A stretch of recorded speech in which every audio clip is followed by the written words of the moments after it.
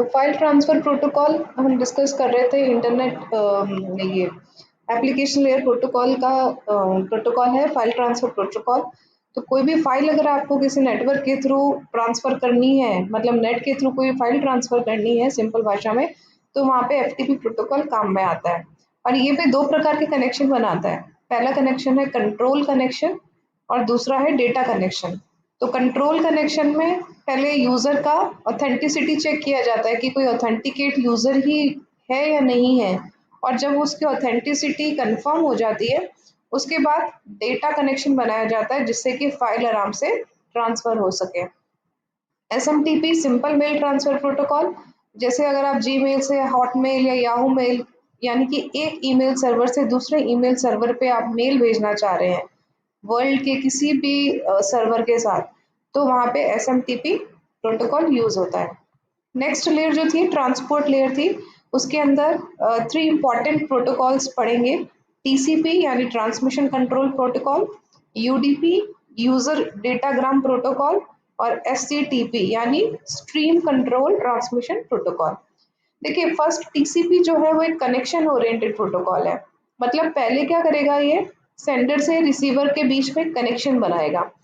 अगर वो connection establish हो जाता है, अगर वो कंफर्म हो जाता है कि कनेक्शन बन गया है, उसके बाद ही अपना जो डेटा है वो एक्सचेंज करेगा, डेटा ट्रांसफ़र करेगा। और एक बार यदि डेटा एक्सचेंज हो जाता है उसके बाद ही कनेक्शन को टर्मिनेट करेगा। तो ये एक प्रकार का बहुत ही रिलायबल कम्युनिकेशन प्रोटोकॉल है। मतलब आपका जो डेटा है वो उसके खराब होने की, गुम जाने की या गलत जगह पहुंच जाने की प्रोबेबिलिटी बहुत कम है, इसलिए इसको रिलायबल ट्रांसमिशन प्रोटोकॉल भी कहते हैं। सेकेंड है यूडीपी यूज़र डेटाग्राम प्रोटोकॉल। तो इसमें जो पहली बात जो मैसेज भेजा जाता है वो डेटाग्राम की फॉर्म में भेजा जाता है। तो मैसेज ही जो हम भेज रहे हैं उसको डेटाग्राम कहा गया है। और ये कनेक्शन बनाने पे ध्यान नहीं देता है, ये अपना डेटाग्राम भेज देगा without establishing any communication link.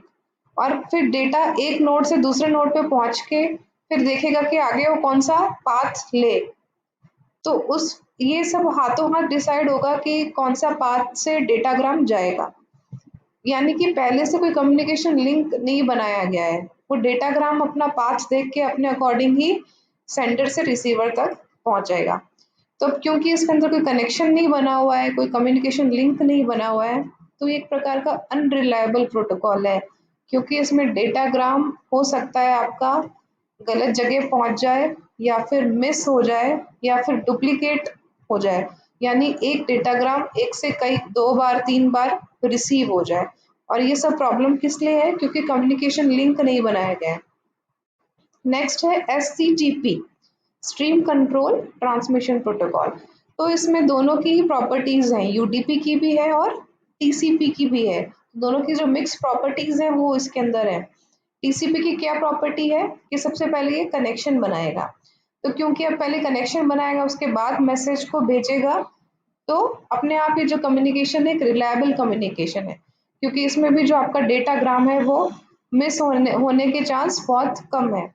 और दूसरा यूडीपी से इसने क्या प्रॉपर्टी ली है कि जो भी मैसेज है उसको डेटाग्राम के फॉर्म में ये भेजेगा। डेटाग्राम थोड़े ज़्यादा बड़े डेटा के चंक्स होते हैं, आप कह सकते हैं। मतलब एक बारी में खूब सारा मैसेज चला जाता है, तो ये खूब सारे डेटा का चंक बनाता है और उसको डेटाग्राम बोलता है, और डेटाग्राम की फॉर्म में ही मैसेज को भेजता है। और हर एक डेटाग्राम पे एक सीक्वेंस नंबर लगा होता है। तो सीक्वेंस नंबर क्यों ज़रूरी है, जब डेटाग्राम रिसीव हो तो हमें सीक्वेंस वाइज ही सारे डेटाग्राम को जोड़ना है ताकि जो मैसेज है वो सही रिसीव हो, रीअसेंबल करने में हमें दिक्कत ना आए।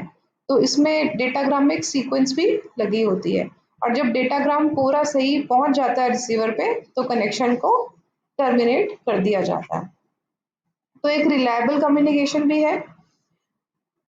नेक्स्ट है internet layer protocol. Internet layer protocol के अंदर 3 प्रोटोकॉल्स हैं। वैसे तो खूब सारे हैं लेकिन हम 3 डिस्कस करेंगे यहाँ पे, आईपी, आईसीएमपी एंड आईजीएमपी। तो आईसीएमपी का मतलब है इंटरनेट कंट्रोल मैनेजमेंट प्रोटोकॉल, और आईजीएमपी का फुल फॉर्म है इंटरनेट ग्रुप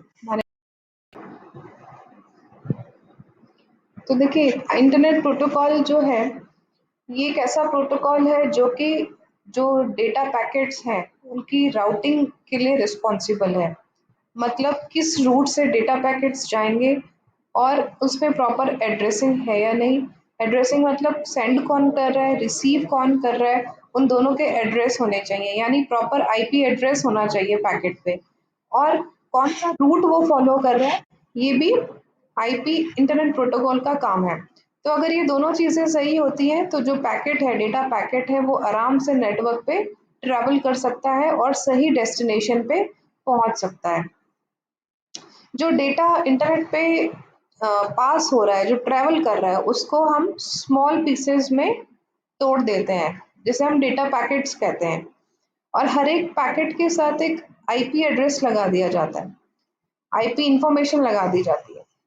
इस इंफॉर्मेशन की हेल्प से ही रूटर जो होता है उसको पता चलता है कि ये पैकेट जो है वो सही जगह पहुंचा है या नहीं पहुंचा है। तो हर एक पैकेट पे आईपी एड्रेस, आईपी इंफॉर्मेशन होना बहुत ज़रूरी है। तो ये सारा काम इंटरनेट प्रोटोकॉल का है। नेक्स्ट जो प्रोटोकॉल है इंटरनेट कंट्रोल मैनेजमेंट प्रोटोकॉल।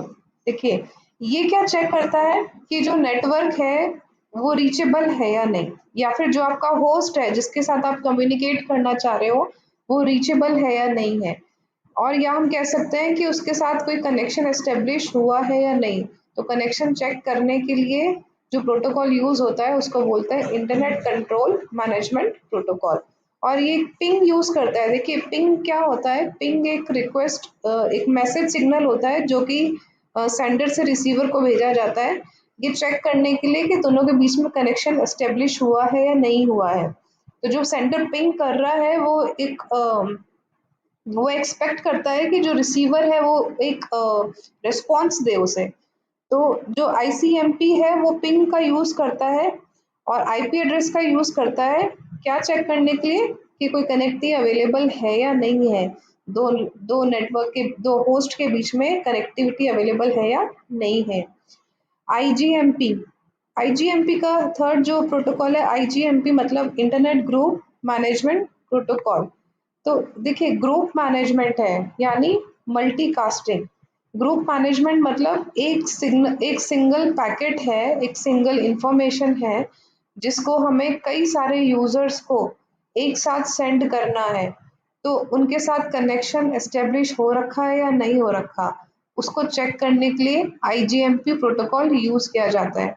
इसीलिए यहाँ लिखा है इट सपोर्ट्स मल्टीकास्टिंग। मल्टीकास्टिंग कहाँ होती है, फॉर एग्जाम्पल टेलीविजन सिस्टम में, जहाँ पे आप खूब सारे कस्टमर्स, खूब सारे यूजर्स एक साथ टेलीविजन देख रहे हैं, कोई चैनल देख रहे हैं सैटेलाइट कम्युनिकेशन के थ्रू। तो वहाँ पे क्या होगा, एक साथ ही वो जो मैसेज है वो कई सारे मिलियंस ऑफ यूजर्स के बीच में ट्रांसफर होएगा। तो इसको कहते हैं ग्रुप ट्रांसफरिंग या मल्टीकास्टिंग। और इस टाइप की जो मल्टीकास्टिंग होती है, इस टाइप का जो ट्रांसफर होता है, उसको मैनेज करने के लिए आईजीएमपी प्रोटोकॉल यूज किया जाता है। तो ये सारे जो हमने पढ़े ये सब इम्पोर्टेंट प्रोटोकॉल्स हैं। टीसीपी आईपी अगर टीसीपी आईपी मॉडल अगर आपके एग्जाम में आता है तो एक तो आप 4 लेयर जो इसका जो सूट है, 4 लेयर जो इसका स्ट्रक्चर है वो आप समझाएंगे। उसके बाद डिपेंड करता है कितने मार्क्स का पूछा गया है, उसके बाद अगर ज़्यादा मार्क्स का लेंदी क्वेश्चन है तो आप लेयर बाय लेयर उनके प्रोटोकॉल्स को भी समझाएंगे। और ये जो प्रोटोकॉल्स हमने डिस्कस किए हैं ये सारे इम्पोर्टेंट प्रोटोकॉल्स हैं।